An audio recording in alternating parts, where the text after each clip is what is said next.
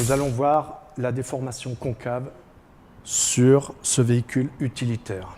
Cette déformation est particulièrement difficile parce qu'il y a tout un processus à respecter. J'ai deux vinyles, un vinyle coulé et un vinyle calandré. Cette déformation, on peut la faire uniquement avec un vinyle coulé. Pour comprendre comment le vinyle travaille, j'ai collé deux morceaux. Dans le premier cas, si je commence à appliquer de cette façon, je descends dans la déformation. Voilà. Au départ, j'avais 10 cm. Maintenant, j'ai 5 cm. Mais je dois encore déformer. Je continue. J'utilise le thermique. Je chauffe. Plus je descends dans le creux et plus je déforme le vinyle. En descendant dans la déformation, il faut bien comprendre que l'on concentre toute la déformation dans le creux. Cette pose est non conforme. Le vinyle se décollera. Avec ce morceau, je vais vous expliquer la bonne méthode. Au lieu de concentrer la déformation dans le creux, je vais répartir la déformation sur le plat. Cette pose doit se faire avec un gant et non une raclette. Il est important de chauffer sur le plat. Il faut savoir que le vinyle va se déformer là où on chauffe. Si je chauffe le vinyle ici, le vinyle va s'étirer exactement à cet endroit. Et dans ce cas, on rejoint le même cas de figure. Donc, je dois chauffer le vinyle sur la partie plane et rentrer le vinyle directement à l'intérieur pour bien répartir la déformation et arriver dans le creux avec le minimum d'étirement. Je chauffe le vinyle sur la partie haute. Voilà. Je maintiens la température, je marque bien l'arête.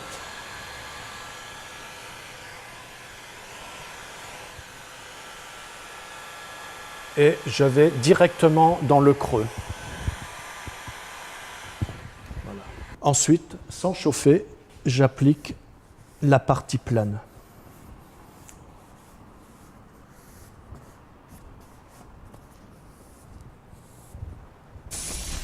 Après la déformation avec un vinyle coulé, nous allons voir la même déformation avec un vinyle calandré, le subtac.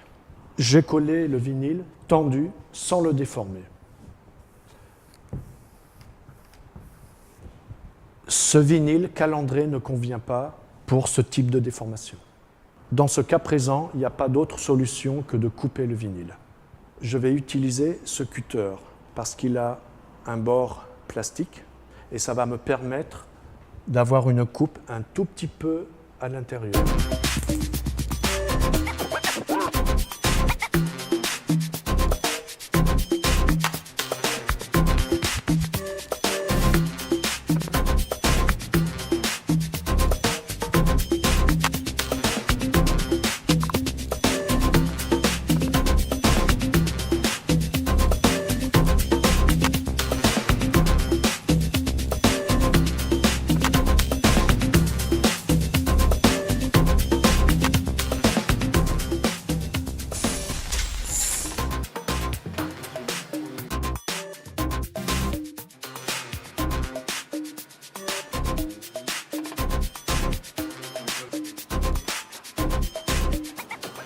Je vais maintenant poser cette partie.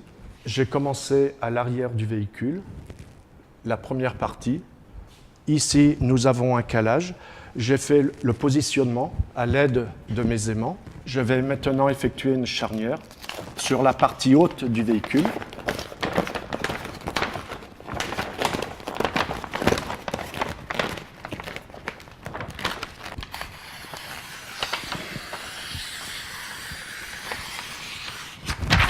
Je commence l'application en haut, en partant du centre vers les bords, une raclette légèrement inclinée pour faciliter l'évacuation de l'air.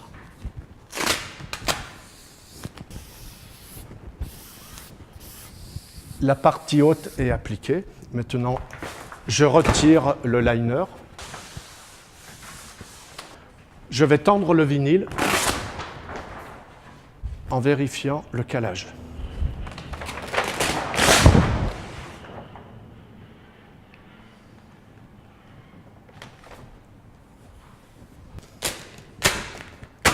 Je commence par appliquer le centre, toujours avec une raclette inclinée pour l'évacuation de l'air.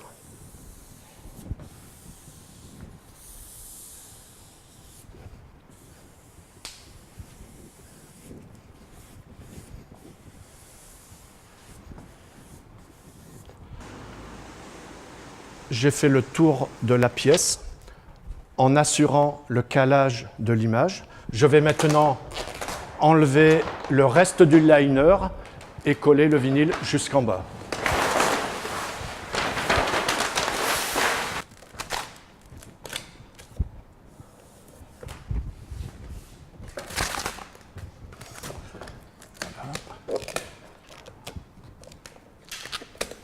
Le vinyle est tendu, je peux maintenant l'appliquer.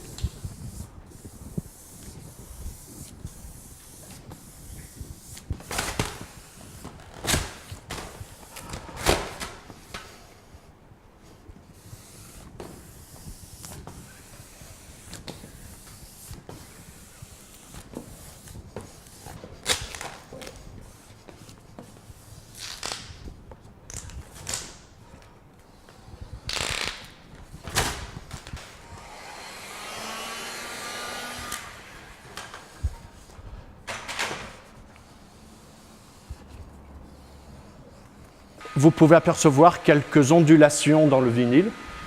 Je vais utiliser le pistolet thermique pour enlever ces plis et tendre le vinyle.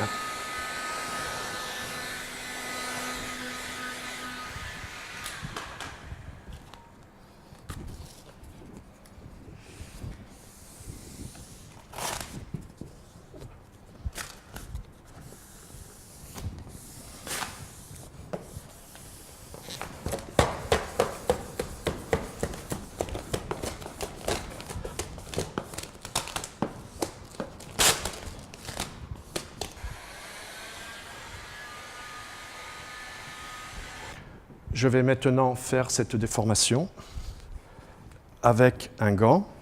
L'évacuation de l'air va se faire ici et là. Donc, je vais commencer sur cette partie. Chauffer sur la partie plane et aborder immédiatement la déformation.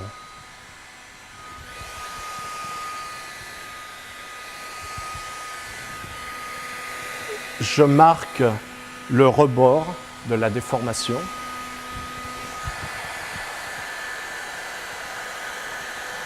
Je chauffe le vinyle et je vais directement au creux de la déformation. Ensuite, sans chauffer, j'applique la partie plane pour enlever l'air. La partie du haut maintenant, la même opération. Je chauffe sur la partie plane, je marque bien l'arête et je vais directement au creux de la déformation.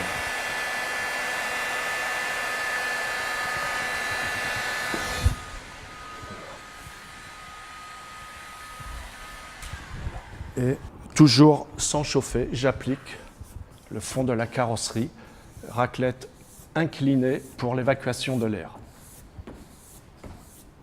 Vous pouvez observer ici un petit décalage de l'image.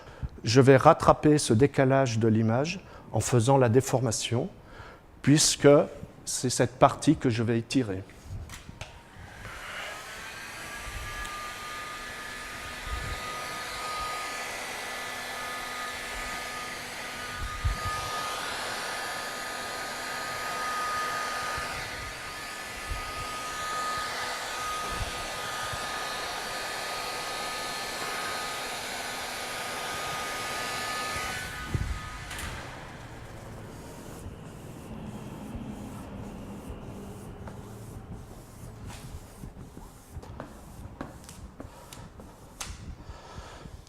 Si toutefois vous avez des bulles, il ne faut pas insister avec la raclette. Simplement, vous mettez le doigt dessus et elles vont disparaître. Pour finaliser cette pose, je vais maintenant chauffer à l'intérieur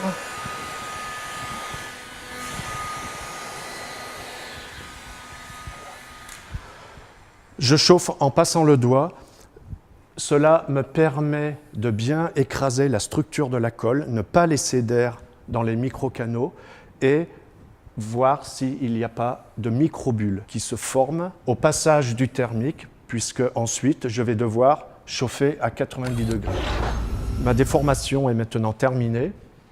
Je me suis assuré de ne pas avoir de microbules dans le creux de la déformation. Je vais maintenant chauffer à 90 degrés pour casser la mémoire.